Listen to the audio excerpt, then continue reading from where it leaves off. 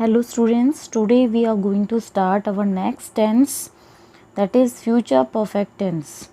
Because future continuous tense and simple future tense we have already covered in our previous video. So today we'll start the next tense, that is future perfect tense. So further any delay, let's get started, and firstly we'll discuss the structure.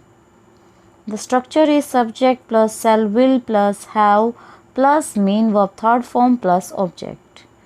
कि इस tense के अंदर हम सबसे पहले subject का use करेंगे, हमारे हेल्पिंग वर्ब्स होंगे वो होंगे shall have and will have. We use third form of the verb and after that in last we use object. So this is the structure of future perfect tense. और shall have and will have का आपको पता ही है कि ये किन किन के साथ यूज़ होते हैं। सिंगुलर्स के साथ हम विल हैव का यूज़ करते हैं और प्लूरल्स के साथ हम शैल हैव का यूज़ करते हैं। So with this introduction let's begin the tense. Now will discuss the uses of future perfect. So first is future perfect tense is used to express such action that will be finished by a fixed time in the future.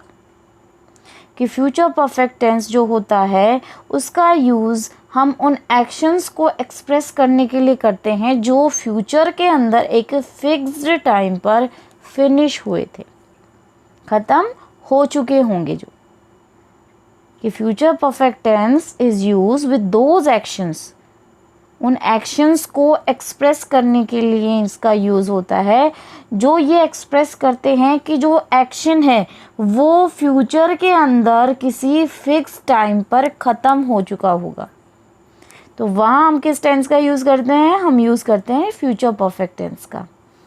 You can see the example is his brother will have finished the work by the next month. My brother will have come back home by evening. So these are the two examples. यहाँ क्या बताया गया है इन examples के through कि जो उसका भाई है वो अगले महीने तक, द नेक्स्ट मंथ, अगले महीने तक अपना काम ख़त्म कर चुका होगा।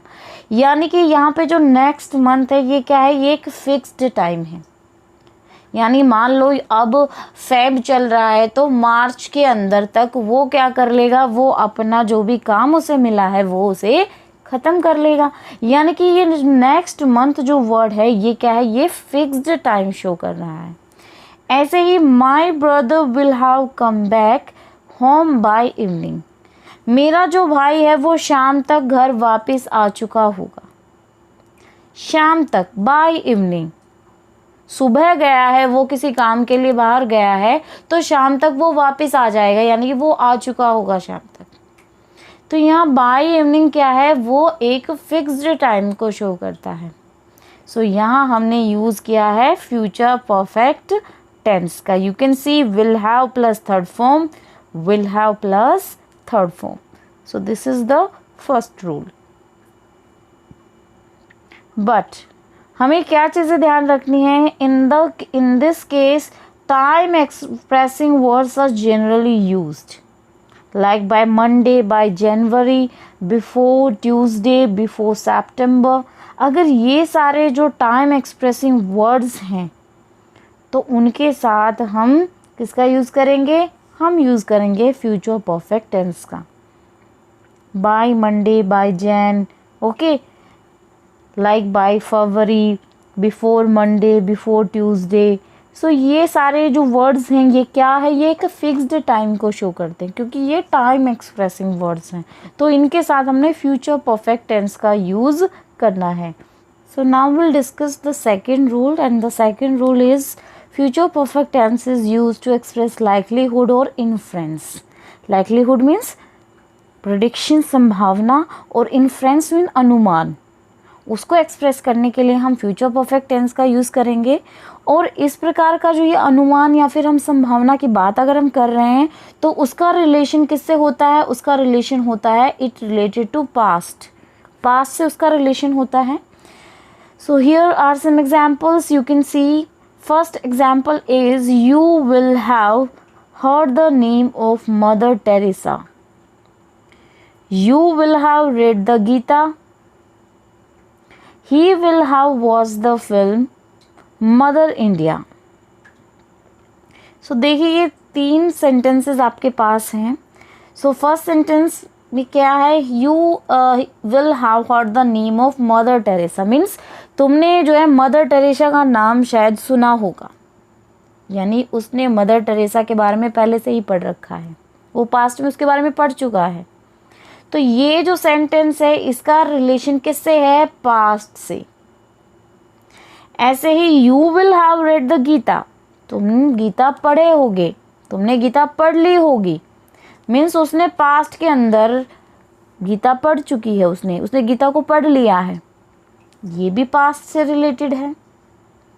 नेक्स्ट देखिए, he will have watched the film mother India, उसने मदर इंडिया फिल्म देख ली होगी, देखी होगी उसने, यानी पास्ट के अंदर वो कभी गया होगा सिनेमा देखने के लिए और उसने मदर इंडिया मूवी वहाँ देखी होगी. तो ये भी किससे रिलेटेड है, ये भी रिलेटेड है पास्ट से. सो जो फ्यूचर परफेक्ट टेंस होता है उसका यूज़ लाइकलीहुड या फिर इन्फ्रेंस को एक्सप्रेस करने के लिए किया जाता है, और ये सारी चीज़ें इनका रिलेशन किससे होता है, पास्ट से.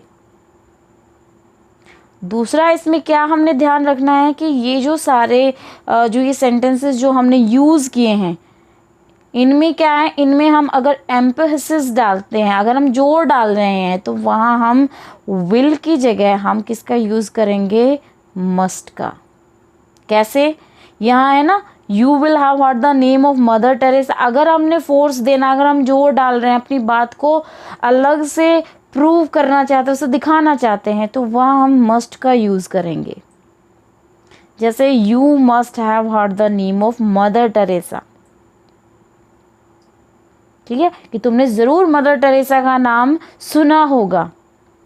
अगर हम विल का यूज़ करें तो शायद तुमने मदर टेरेसा का नाम सुना होगा, लेकिन अगर हम यहाँ पे यूज़ कर रहे हैं must, you must have heard the name of mother Teresa, तो तुमने ज़रूर मदर टेरेसा का नाम सुना होगा. नेक्स्ट देखिए, like he must have heard the name of mother Teresa. Okay, ये मैंने आप लोगों को अभी पहले ही एक्सप्लेन कर दिया है कि कैसे हम इसका यूज़ करेंगे और इसकी सेंस फिर कैसे निकलेगी. नेक्स्ट अगर हम रूल की बात करें तो नेक्स्ट रूल हमारा क्या कहता है, in case two works if one has completed before the other one then future perfect tense is use for the first work and simple present for another. Means अगर दो काम, दो एक्शंस अगर future में हैं तो जिनमें से अगर पहला जो काम है अगर वो पहले ही फिनिश हो गया है, पहले ही वो कंप्लीट हो गया है, और जो दूसरा काम जो हमने एक साथ शुरू किया था वो बाद में हुआ है, तो पहला काम जो पहले ख़त्म हो गया था उसके लिए हम किसका यूज़ करेंगे, हम यूज़ करेंगे फ्यूचर परफेक्ट टेंस का. और जो दूसरा काम जो हमने स्टार्ट एक साथ किया था लेकिन जो दूसरा काम था उसके लिए हम किस टेंस का यूज़ करेंगे, हम यूज़ करेंगे सिंपल प्रेजेंट. एग्जाम्पल देखिए इसके, I shall have finished my work before you come. The plants will have dried before it rains. So here are 2 examples. देखिए फर्स्ट वन क्या है, I shall have finished my work. मैंने मेरा काम ख़त्म कर लिया होगा. Before you come, जब तुम यहाँ आए थे, यानी कि जब तुम यहाँ आए उस तुम्हारे आने से पहले ही मैं अपना काम क्या है, मैं अपना काम ख़त्म कर चुका हूँगा. सो यहाँ पे पहला काम कौन सा है, I shall have finished my work. देखिए यहाँ हमने किसका यूज़ किया है, फ्यूचर परफेक्ट का यूज़ किया है यहाँ पे. नेक्स्ट देखिए इसमें क्या है, इसमें हमने यूज़ किया है सिंपल, है ना, सिंपल प्रेजेंट का यूज़ किया है यहाँ पर. तो यहाँ क्या बताया है कि अगर दो काम एक ही टाइम पर होते हैं लेकिन उनमें पहला काम अगर पहले ख़त्म हो गया है तो उसके लिए हमने किसका यूज़ करना है, फ्यूचर परफेक्ट टेंस का. और जो दूसरा जो बाद में ख़त्म हुआ है उसके लिए हम यूज़ करेंगे सिंपल प्रेजेंट का. ऐसे ही देखिए next example, the plants will have dried before it rains, कि बारिश आने से पहले, बारिश के होने से पहले ही जो प्लांट्स है वो क्या हो गए, वो सूख चुके होंगे। प्लांट्स तो पहले ही सूख लिए हैं, वो तो पहले ड्राई हो गए हैं और बारिश बाद में हुई है। तो पहला काम क्या है हमारा, पहला काम हुआ क्या है इसमें, इसमें पहला काम है कि पौधे पहले ही सूख गए हैं, है ना। तो ये है फर्स्ट वर्क, इसके लिए हमने यूज किया है फ्यूचर परफेक्ट का। और नेक्स्ट है हमारा सेकंड, और ये इसमें हमने यूज किया है एस या ई एस का। एस या ई एस का मतलब क्या है, यहाँ पे हमने यूज किया है किसका, हमने यूज किया है सिंपल प्रेजेंट का। और रूल भी यही कहता है कि अगर दो काम एक साथ हो रहे हैं और उनमें अगर पहला काम अगर पहले ख़त्म होता है तो उसके लिए हम फ्यूचर परफेक्ट टेंस का यूज़ करेंगे, और नेक्स्ट वन के लिए हम यूज़ करेंगे सिंपल प्रेजेंट टेंस का। सो बेटा ये थे कुछ रूल्स फ्यूचर परफेक्ट टेंस के, and I think they all are clear to you. If you have any doubt you can comment me in comment section. Okay, now we'll discuss about the table of future perfect tense, and here are 4 sentences: affirmative, negative, interrogative affirmative and interrogative negative. अगर हम affirmative की बात कर रहे हैं तो I and we, इनके साथ हम यूज़ करेंगे shall have plus third form of the verb in affirmative sentence. अगर हम बात करें you, he, she, it and they, उनके साथ हमने किसका यूज़ करना है, हम यूज़ करेंगे विल हैव का plus third form of the verb. इस तरह से हम यूज़ करेंगे एफर्मेटिव सेंटेंस में. अब हम बात करें नेगेटिव की, तो नेगेटिव में हमने सेम वही चीज़ें यूज़ करनी है. आई और वी के साथ हम शैल हैव का यूज़ करेंगे. यू, ही, शी, इट और दे के साथ और कोई भी प्लूरल है उनके साथ हमने विल हैव का यूज़ करना है. बट यहाँ हमने एक चीज़ का ध्यान रखना है कि हम शैल प्लस नॉट ऐसे यूज़ करेंगे. Shall not have plus third form of the verb.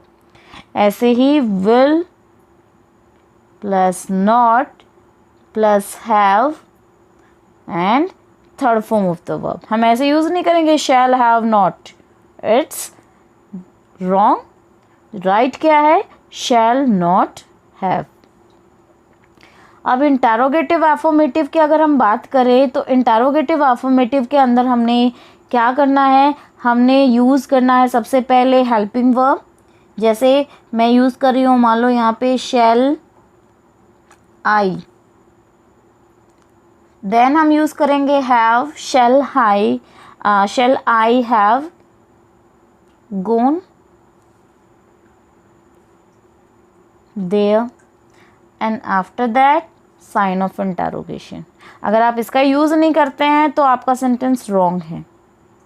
Okay, shall I have gone there, ये है एफर्मेटिव फॉर्म. ऐसे ही अगर यहाँ पे हो आई की जगह ही, तो हम यहाँ शैल की जगह क्या कर देंगे, will. Will he have gone there. Next is interrogative negative. Interrogative negative में क्या करना है हमने, लाइक सेम वैसे ही शैल आई, लेकिन अब हम यहाँ पे हैव का यूज़ नहीं करेंगे, हम पहले यूज़ करेंगे not. Shall I not have gone there, and in last sign of interrogation. ऐसे ही अगर यहाँ पे आई की जगह क्या है, ही है या फिर शी है, तो यहाँ पे शैल की जगह क्या हो जाएगा, will. Will she not have gone there. So ये है interrogative negative. So it's all about for today, and I think this tense is clear to you, and if you have any doubt you can ask to me at any time. So bye and have a nice day.